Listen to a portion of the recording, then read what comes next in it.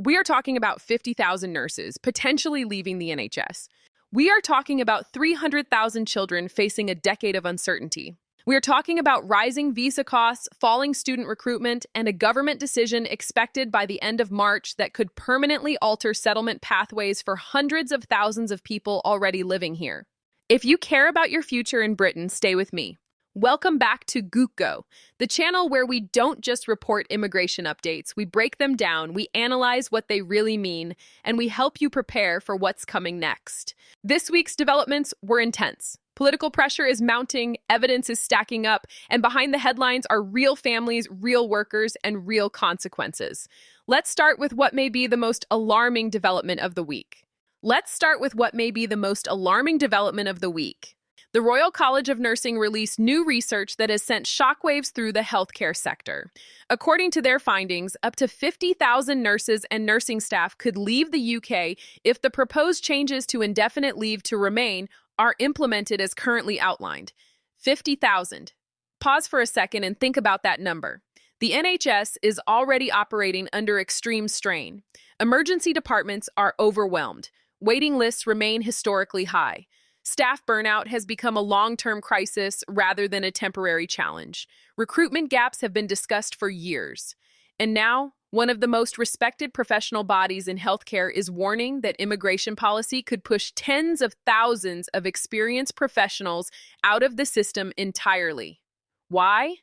Because many of these nurses came to the UK on health and care worker visas or skilled worker visas with a clear understanding.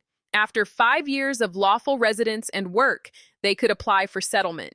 That 5-year pathway was not just a bureaucratic timeline, it was a promise of stability, a calculation families made when deciding to move countries, change careers, and build new lives. The proposed change suggests extending that route to 10 years and potentially applying it retrospectively. That word matters, retrospectively. It means nurses who are already 2, 3, or even 4 years into their 5-year pathway could suddenly be told the finish line has moved. Instead of 1 year left, they could face 6. Instead of stability, more uncertainty. Instead of permanence, prolonged dependence on employer sponsorship. For many healthcare professionals, that changes everything. These are not individuals without options. Countries like Canada, Australia, New Zealand, and the United States are actively recruiting healthcare workers. They offer competitive salaries. They offer clear settlement pathways. They offer certainty. If the UK extends settlement timelines to 10 years for those already here, many will simply do the math and leave. And the consequences would be devastating. These are trained professionals who already understand NHS systems, who have built patient relationships, who have adapted to British clinical standards. Replacing them would take years. Training new nurses requires a minimum of 3 years. International recruitment is expensive and time-consuming. Integration takes time.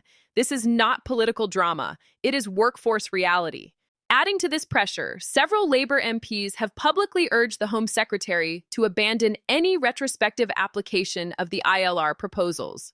In their letter, they specifically referenced the risks to the NHS workforce, warning that pushing essential workers toward prolonged uncertainty could push the healthcare system closer to breaking point.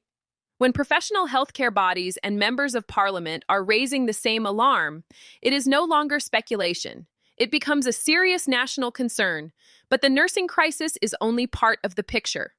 Another report released this week highlighted an even more emotionally charged issue: children. An estimated 300,000 children in the UK could face a 10-year wait for settled status if the proposed changes move forward. 300,000. These are not abstract statistics.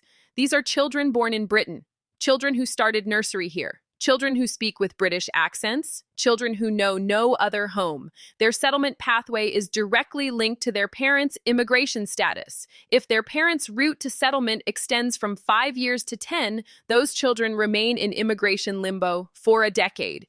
And immigration uncertainty is not just paperwork. It affects access to higher education at home fee rates. It impacts eligibility for student finance. It influences employment rights in early adulthood. It shapes decisions about university, apprenticeships, and career planning. It affects whether a young person feels secure in the only country they have ever known. Many of these children belong to families working in essential sectors: healthcare, social care, and other critical services. They did not choose visa categories. They did not choose migration routes, yet they may carry the weight of policy shifts for 10 formative years of their lives. This issue has become one of the strongest arguments against retrospective implementation, because it is one thing to change policy for future arrivals.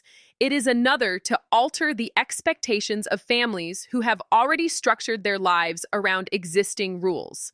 Now, before we go further, if you are watching this and you are an NHS worker, a parent on a visa pathway, or someone directly affected by these proposals, make sure you subscribe to GoUKGo and turn on notifications.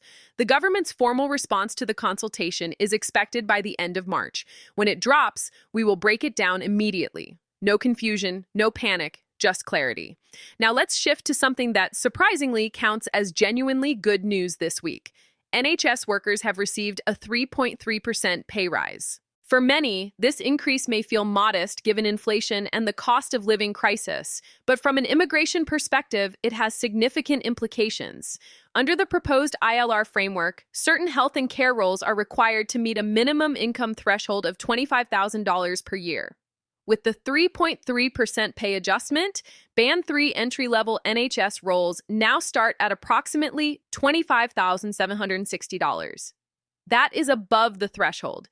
This means healthcare assistants, phlebotomists, pharmacy assistants, and various support staff in Band 3 roles now meet the income requirement from day one, not after promotion, not after years of incremental rises, but immediately.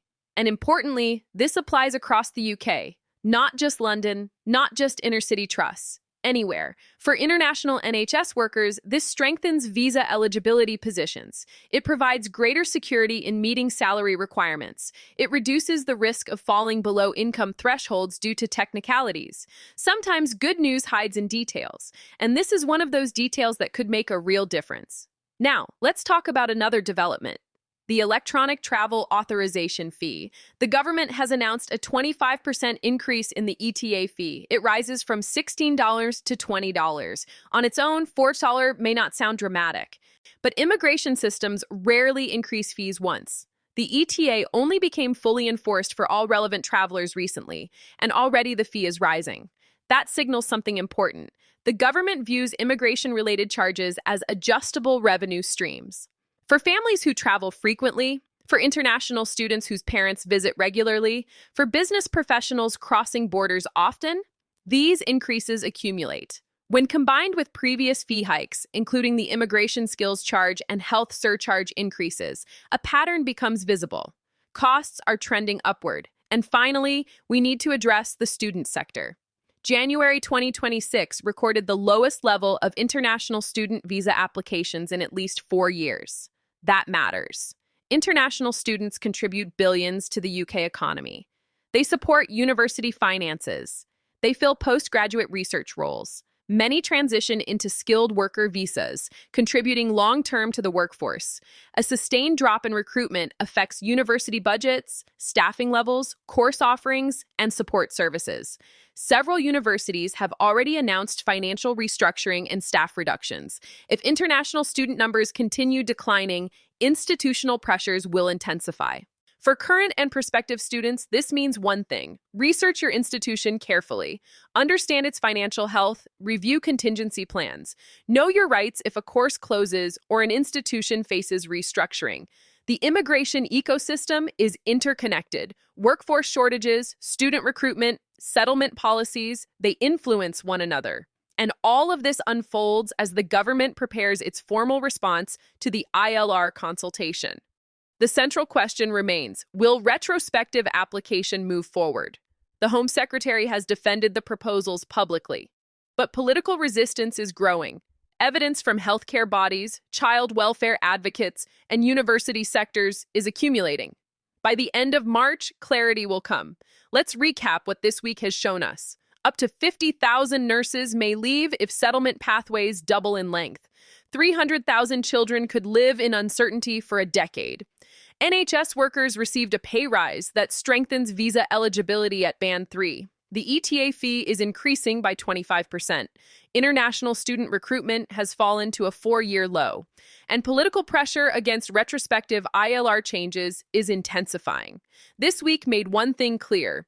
Immigration policy is not abstract legislation. It shapes families, careers, healthcare systems, and education institutions.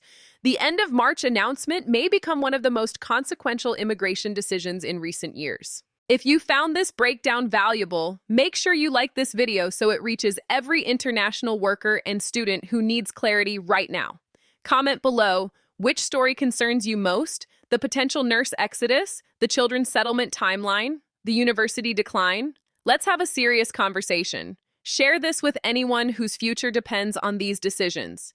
And here at GoUKGo, the moment the government releases its final response, I will analyze every detail: what changes, who it affects, and what actions you should take next. Until then, stay informed, stay prepared, and remember, the policies being debated today could define your next 10 years in Britain. I'll see you in the next update.